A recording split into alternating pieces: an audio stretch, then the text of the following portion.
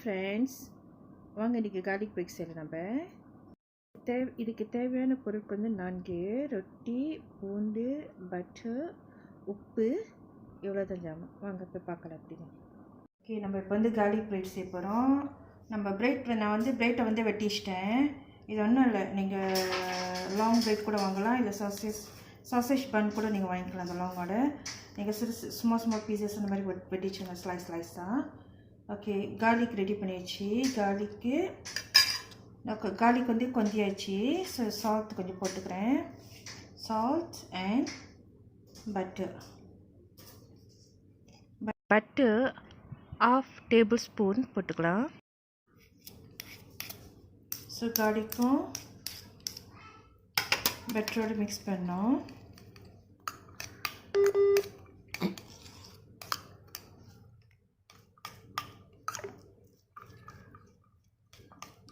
Mix பண்ண பிற்பாடு நம்ம ரொட்டி மேலே வந்து நம்ம வெட்டி வச்சுருக்க அந்த ரொட்டி மேலே வந்து ஸ்ப்ரெட் பண்ணி விடணும். ஓகே, நல்லா மிக்ஸ் ஆகிடுச்சு. எல்லாம் நல்லா ஈவனாக இருக்குது, பார்த்தாலே தெரியுது. ஸோ கார்லிக் எங்கேயும் அங்கங்கே நிற்கலை. ஸோ கரெக்டாக இருக்குது, நல்லா மிக்ஸ் ஆகிடுச்சு. இப்போ நம்ம என்ன செய்யணுன்னாக்கா, இந்த ரொட்டியில் வந்து நம்ம தடவி விடணும். சரிங்களா? ஓகே, பிரெட் இப்படி எடுத்துக்கங்க. ஸோ இந்த மாதிரி ஸ்ப்ரே பண்ணணுங்க.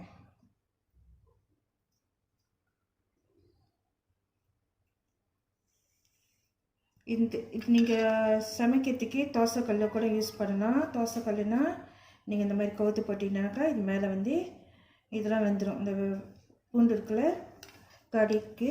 ஸோ அதெல்லாம் வந்து நல்லா குக் ஆகும். இப்போ நான் ஹேர் ஃப்ரை யூஸ் பண்ணுறதுனால நான் அப்படி நேராக நிமித்தி தான் வைக்கணும். நிமித்தி வச்சாக்கனாக்கா அது மேலெல்லாம் குக் ஆயிரும்.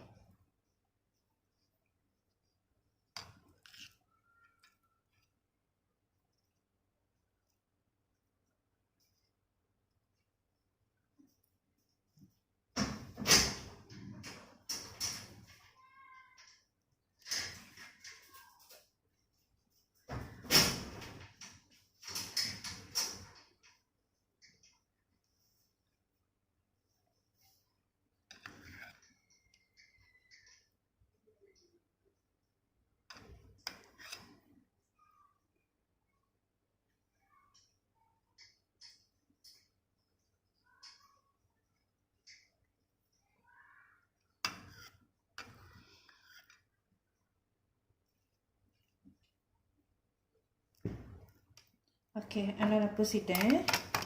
இங்கே பாருங்கள். ஸோ இவ்வளோ நம்ம ஜாமான், இந்த 3 ஐட்டம் தான் நம்ம யூஸ் பண்ணோம் இந்த கார்லிக் பிரெட்க்கு.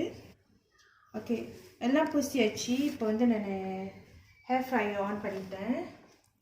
ஸோ மாதிரி தான் அதே சூடு லெவலில் தான் வைக்க போகிறோம்.